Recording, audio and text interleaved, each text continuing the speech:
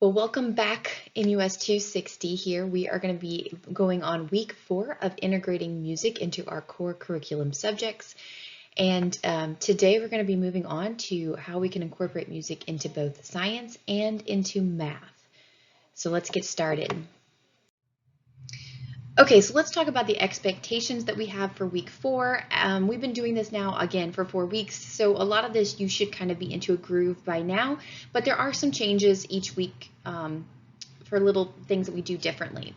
So of course you're to complete this YouTube lecture that we have here that you are in right now, so make sure you complete this, go all the way to the end, listen to all of the instructions and details. So good job for being on here and listening. Then I expect you to read the weekly article and complete the activity and short quiz that go with it. So there is a weekly article, there is a specific quiz for that article. The article is on math specifically, and so you'll have a quiz just for that article.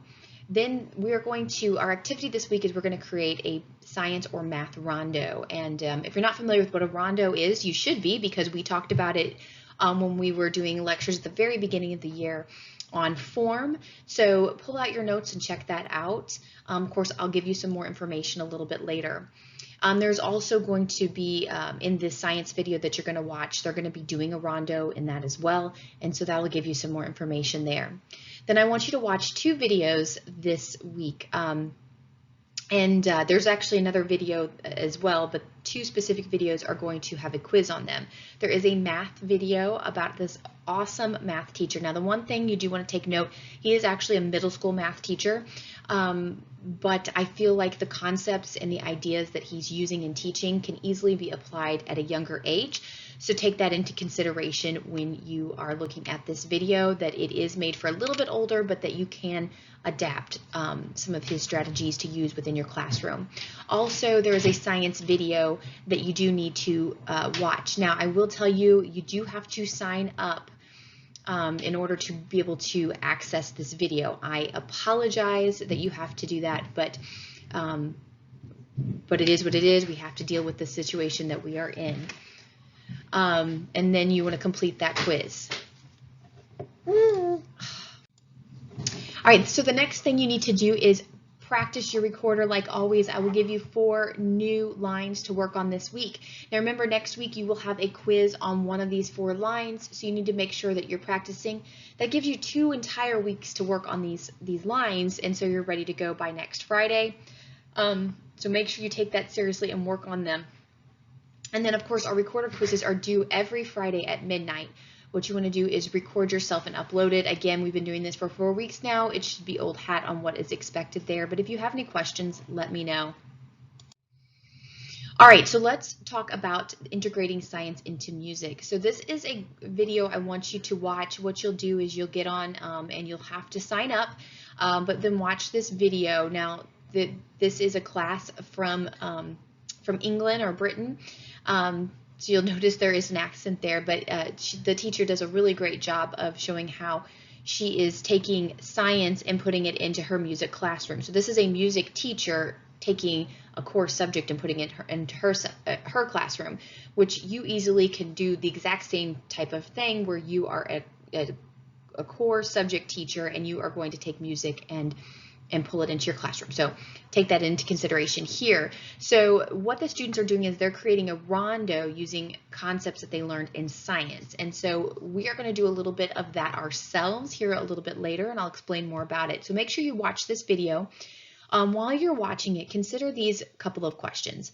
Beyond the focus on that core subject, why is it helpful to make such cross-curricular connections? Why is it important to make music a part of science or make music a part of math or any other core subject? Think about that. And then how could this cross-curricular idea be applied to just any subject area? Okay, so think about that as well. Obviously, I'm not going to have you give me an example because we are not in class, but that's how I would normally do it inside the class. So do think about those 2 questions as we watch this video.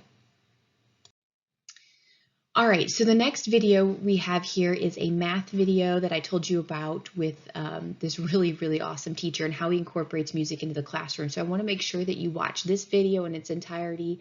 It might even make you tear up a little bit because it's such a good video.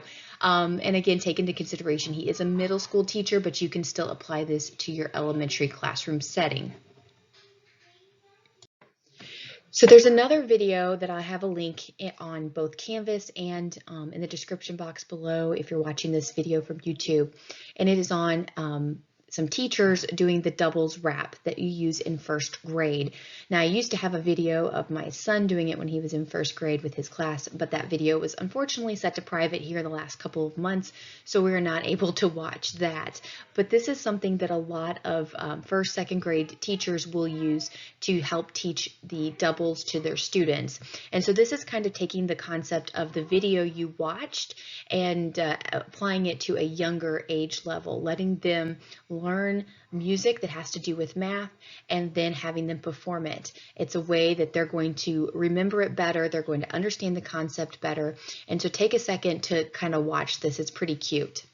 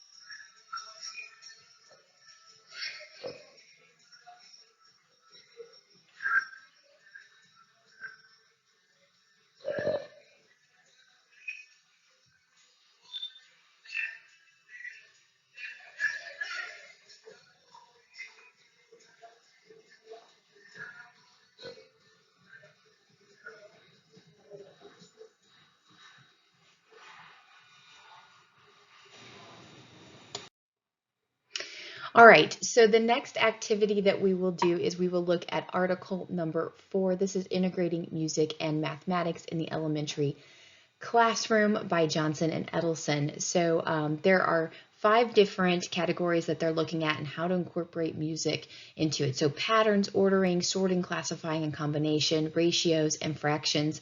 And all of these are really great ways that you can teach these math concepts by using music.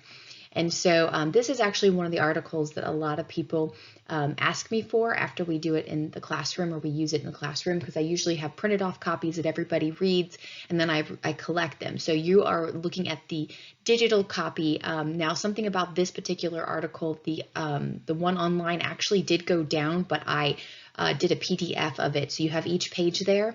Feel free to print it and keep it if it's something that interests you, because this is the one a lot of people like to have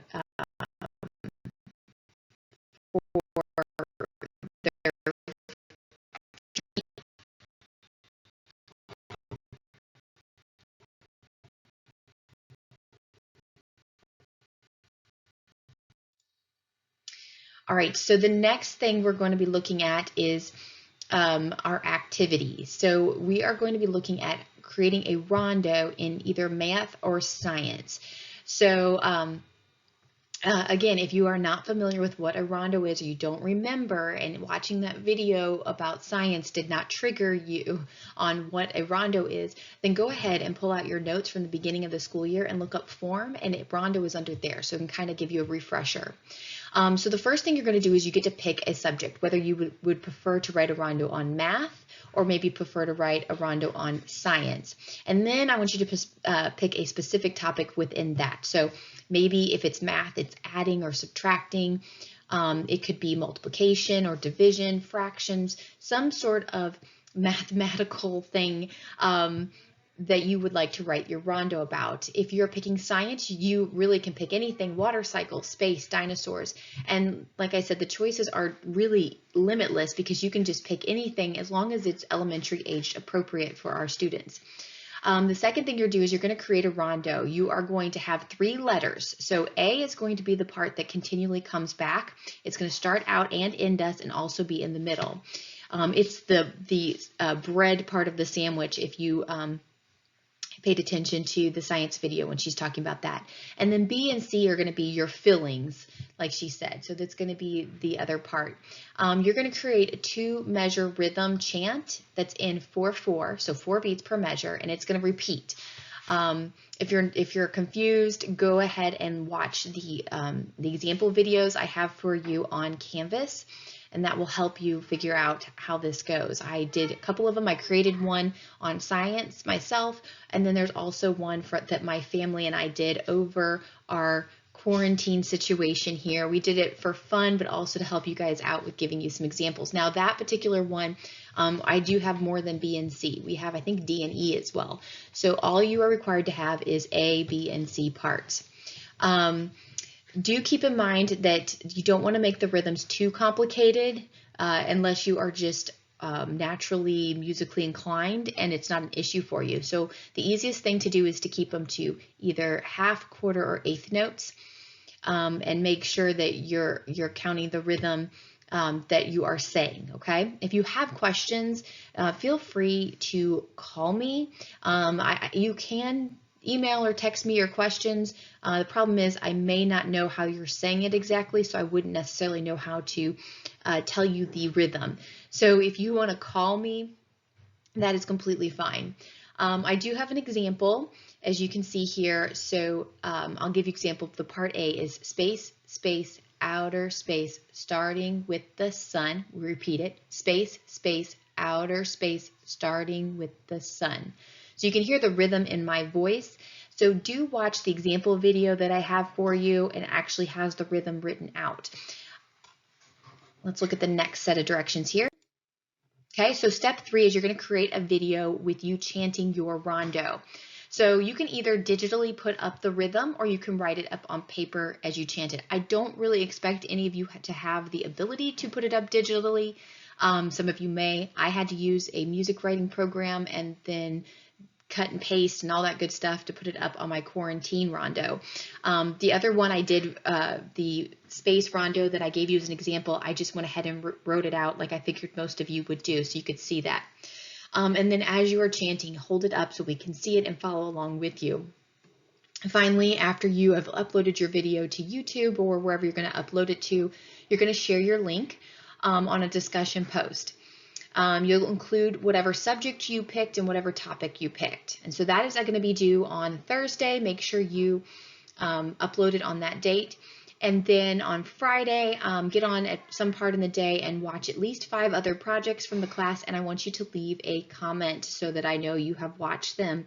That will be due on Friday by midnight there. If you have any questions, please let me know. Feel free to contact me. That's why I'm here. Not always like sitting at the computer to help you, but I will do my best or get on there as soon as I possibly can. Okay? So have a wonderful week this week, and I will be back with you next week.